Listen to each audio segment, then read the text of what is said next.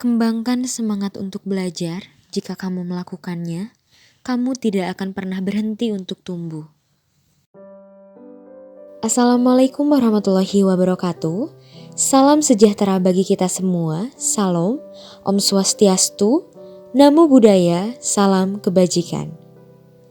Video ini dibuat untuk memenuhi salah satu tugas mata kuliah pragmatik oleh Bapak Immanuel Silotonga MPD di Universitas Katolik Santo Thomas.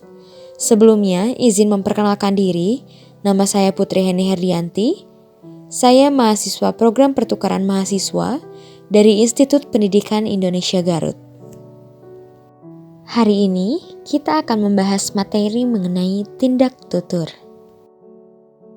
Kita masuk ke pembahasan pertama mengenai pengertian tindak tutur. Menurut para ahli, Austin mengemukakan bahwa aktivitas bertutur tidak hanya terbatas pada penuturan sesuatu, tetapi juga melakukan sesuatu atas dasar tuturan itu. Selanjutnya, Shirley dalam Rusminto 2010 mengemukakan bahwa tindak tutur adalah teori yang mencoba mengkaji makna bahasa yang didasarkan pada hubungan tuturan dengan tindakan yang dilakukan oleh penuturnya. Sedangkan menurut Hare 2004, menyatakan bahwa tindak tutur merupakan gejala individual bersifat psikologis dan keberlangsungannya ditentukan oleh kemampuan bahasa si penutur dalam menghadapi situasi tertentu. Sedangkan menurut Tarigan tahun 1990 menyatakan bahwa berkaitan dengan tindak tutur, maka setiap ujaran atau ucapan tertentu mengandung maksud dan tujuan tertentu pula. Jadi dapat disimpulkan bahwa tindak tutur adalah teori yang mengkaji makna bahasa yang didasarkan pada hubungan tuturan dengan tindakan yang dilakukan oleh penutur kepada mitra tuturnya dalam berkomunikasi. Artinya, tuturan baru bermakna jika direalisasikan dalam tindakan komunikasi nyata.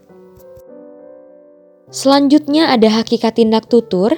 Hakikat tindak tutur itu adalah tuturan yang menyatakan tindakan yang melekat pada tuturan, atau tindakan yang dinyatakan dengan tuturan.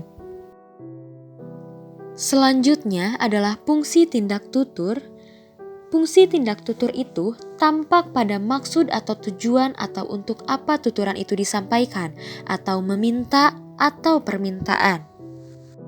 Contohnya, pada kalimat "panas sekali ruangan ini" yang dituturkan seorang dosen kepada mahasiswa saat kuliah, dalam konteks pertuturan tersebut dapat ditafsirkan bahwa tuturan tersebut berfungsi, bermaksud atau bertujuan untuk meminta mahasiswa membuka jendela, pintu atau menyalakan AC agar ruangan itu sejuk.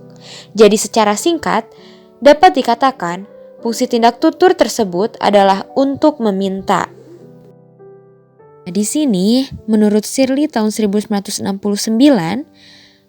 fungsi tindak tutur dibedakan menjadi 5 bagian.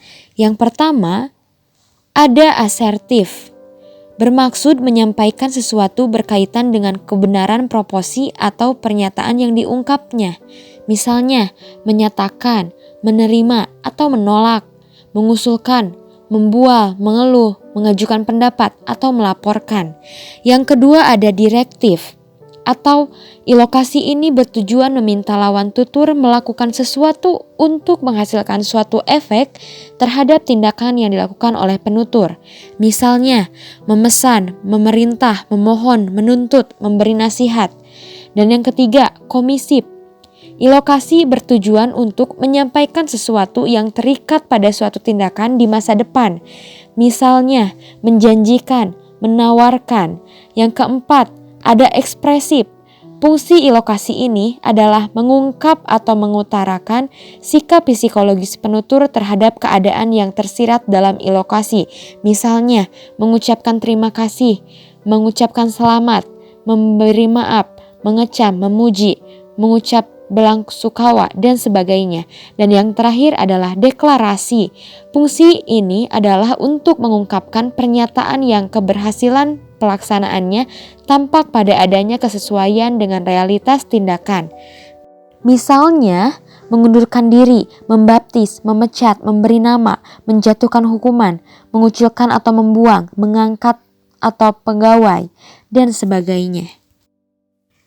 Kemudian ada menurut Leach tahun 1983 mengatakan bahwa fungsi sosial tindak ilokusi dapat dibagi menjadi 4 jenis. Yang pertama ada kompetitif. Tujuan ilokasi yang bersaing dengan tujuan sosial, misalnya memerintah, meminta, menuntut, mengemis, dan menolak. Yang kedua, menyenangkan. Tujuan ilokasi sejalan dengan tujuan sosial, misalnya menawarkan, mengajak, atau mengundang, menyapa, mengucapkan terima kasih, mengucapkan selamat. Yang ketiga, bekerja sama. Tujuan ilokasi ini tidak menghiraukan tujuan sosial, misalnya menyatakan atau menerima, melapor, mengumumkan, mengajarkan. Yang keempat, bertentangan. Tujuan ilokasi ini bertentangan dengan tujuan sosial, misalnya mengancam, menuduh, menyumpahi, memarahi, mengecam. Jadi itu adalah 4 jenis fungsi sosial menurut Leach. Pembahasan selanjutnya mengenai bentuk tindak tutur. Nah, di sini ada menurut Austin, ia membagi tindak tutur menjadi 3 buah tindakan. Yang pertama, tindak tutur lokusi adalah tindak tutur untuk menyatakan sesuatu sebagaimana adanya atau the act of saying something. Contohnya seperti kalimat A dan B. Nah, di sana kalimat A dan B yang dituturkan oleh penutur hanya untuk memberikan informasi suatu balaka tanpa terdensi untuk melakukan sesuatu. Nah, bila disimak baik-baik, tindak tutur lokusi ini hanya memberi makna secara harfiah seperti yang dinyatakan dalam kalimatnya. Nah, yang kedua ada tindak tutur ilokusi. Menyatakan sesuatu juga, menyatakan tindak melakukan sesuatu. Oleh karena itu sering disebut dengan sebutan the act of doing something.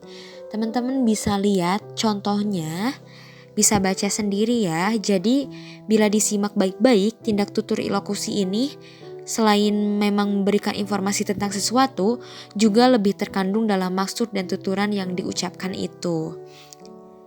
Nah, yang ketiga ada tindak tutur perlokusi. Nah, tindak tutur perlokusi ini tindak tutur yang mempunyai pengaruh atau efek terhadap lawan tutur atau orang yang mendengar tuturan itu. Nah, untuk contohnya di sini juga ada kalimat A dan B, teman-teman bisa simak baik-baik. Cuma di sini saya akan membahas sedikit yang kalimat B. Seperti Jumat lalu saya tidak mengikuti perkuliahan karena mengikuti workshop. Nah, selain memberikan informasi bahwa penutur pada minggu lalu ada kegiatan workshop, juga bila dituturkan pada lawan tutur bermaksud meminta maaf. Lalu efek yang diharapkan adalah agar si lawan tutur memberi maaf kepada si penutur. Menurut Shirley tahun 1975, tindak tutur dibagi menjadi 5 kategori. Yang pertama ada representatif. Tindak tutur yang mengikat penuturnya kepada kebenaran atas apa yang dikatakan. Ketika penutur bertugas menuturkan informasi, maka informasi itu harus dituturkan secara akurat. Misalnya, mengatakan, melaporkan, dan menyebutkan. Yang kedua, directive. Tindak tutur yang dilakukan penuturnya dengan maksud agar lawan tutur melakukan tindakan yang disebutkan di dalam tuturan itu. Misalnya, menyuruh, memohon, menuntut, menyarankan, dan menantang. Yang ketiga ada ekspresif, tindak tutur yang dilakukan dengan maksud agar tuturan diartikan sebagai evaluasi mengenal hal yang disebutkan di dalam tuturan itu. Misalnya, memuji, mengucapkan terima kasih, mengkritik, dan menyela. Yang keempat adalah komisif, tindak tutur yang mengikat penuturnya untuk melaksanakan apa yang disebutkan di dalam tuturannya. Misalnya, berjanji, bersumpah, dan mengancam. Yang kelima, deklarasi, tindak tutur yang dilakukan si penutur dengan maksud untuk menciptakan hal atau status keadaan dan sebagainya yang baru. Misalnya, memutuskan, membatalkan, melarang, mengizinkan, dan memberi maaf.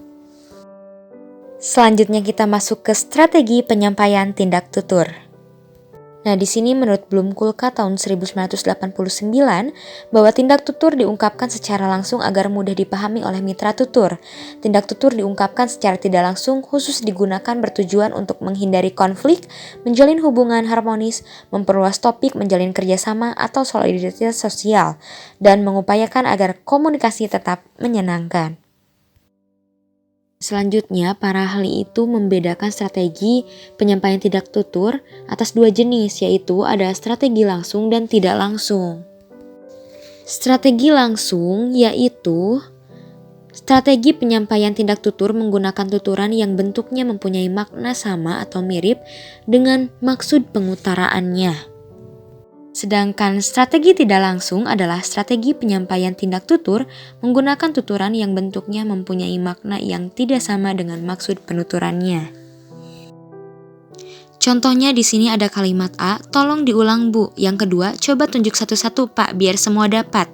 Tuturan siswa pada butir A berfungsi meminta guru mengulang penjelasannya. Sementara itu, tuturan siswa pada butir B bermaksud meminta guru menunjuk siswa satu persatu untuk menjawab pertanyaan agar tidak ribut. Sesuai dengan maksudnya, tindak tutur yang dinyatakan masing-masing tuturan disebut tindak tutur meminta. Tindak tutur tersebut diwujudkan dengan tuturan bermodis deklaratif. Tuturan tersebut mengandung maksud yang sama dengan makna wujud sebenarnya atau performasinya. Maka tindak tutur meminta yang dinyatakan siswa terhadap guru tersebut dituturkan dengan maksud penuturannya. Nah teman-teman, jadi itu pembahasan mengenai tindak tutur. Mohon maaf jika dalam pembahasannya masih banyak sekali kekurangan. Saya ucapkan terima kasih.